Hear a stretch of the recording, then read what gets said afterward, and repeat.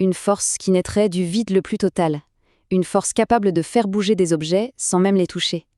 Ça ressemble à de la science-fiction, n'est-ce pas? Et pourtant, c'est une réalité bien tangible de notre univers. C'est ce qu'on appelle l'effet Casimir. Alors, l'expérience est simple. On prend deux plaques de métal sans aucune charge électrique, on les place dans un vide parfait. En théorie, il ne devrait absolument rien se passer. Et pourtant, on observe qu'une force mystérieuse les pousse l'une vers l'autre. C'est quoi ce fantôme dans la machine? D'où peut bien venir cette énergie? Pour comprendre ce phénomène, il faut complètement revoir notre idée de ce qu'est le vide. Parce que l'espace qu'on imagine vide, eh bien, il est en réalité incroyablement agité et beaucoup, beaucoup plus étrange qu'on ne pourrait le croire. À l'échelle la plus fondamentale, le vide n'est pas vide du tout. Il faut plutôt se l'imaginer comme un océan d'énergie en perpétuelle ébullition, une mer où des vagues d'énergie, des ondes dites virtuelles, apparaissent et disparaissent sans arrêt, en une fraction de seconde. C'est le brut fond de notre univers. Et cet océan ne se calme jamais, jamais. Même si on pouvait atteindre la température la plus froide qui puisse exister, le zéro absolu, il resterait une énergie fondamentale, une sorte de murmure incessant de l'univers. C'est ça l'énergie du point zéro. Ça signifie que le repos absolu n'existe tout simplement pas. Bon, d'accord, on a cet océan d'énergie. Mais que se passe-t-il si on y plonge quelque chose? Nos deux plaques métalliques, par exemple. C'est là que les choses deviennent vraiment fascinantes et que ce monde invisible se met à interagir avec le nôtre. Quand nos deux plaques sont très très proches, elles agissent en fait comme un filtre.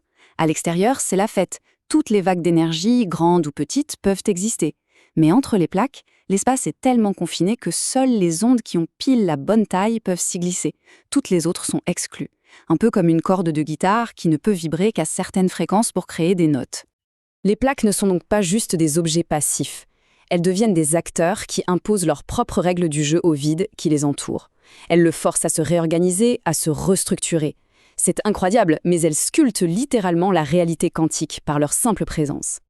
Et attention, cette réorganisation du vide n'est pas juste une belle idée sur le papier, non, elle a une conséquence très concrète. Elle donne naissance à une force bien physique, une force qu'on peut mesurer. Le mécanisme, au final, est assez intuitif. Puisqu'il y a moins de vagues possibles entre les plaques, il y a donc moins d'énergie. Or, à l'extérieur, l'océan d'énergie est toujours là, avec toute sa puissance.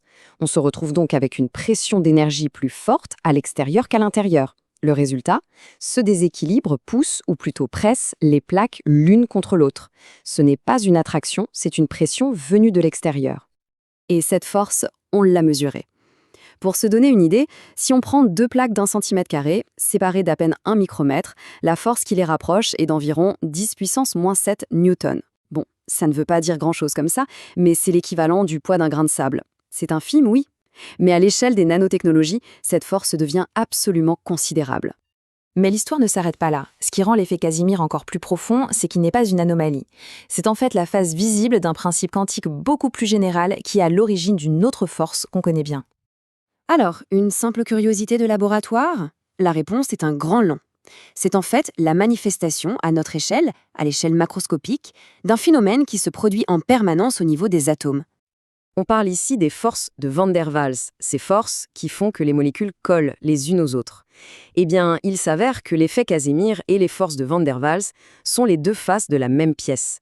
Elles naissent toutes les deux des fluctuations de l'énergie du vide. La seule différence, c'est l'échelle. Van der Waals, c'est l'interaction entre deux atomes, et Casimir, c'est la même chose, mais entre deux surfaces entières. Et voilà la leçon la plus importante de tout ça. C'est que la matière et sa géométrie ne sont pas passives. Elles peuvent activement sculpter le vide autour d'elles et, ce faisant, créer une force mesurable. Autrement dit, la simple forme d'un objet peut faire naître une force à partir de ce qu'on croyait être le néant absolu. Et ça nous laisse sur une question assez vertigineuse. Si la simple présence de deux plaques peut générer une force sortie de nulle part, qu'est-ce que cela implique à l'échelle de l'univers? Quelles autres forces, quels autres phénomènes inconnus pourraient être cachés non pas dans une particule exotique, mais simplement dans la géométrie, dans la forme de notre cosmos? Ça laisse songeur.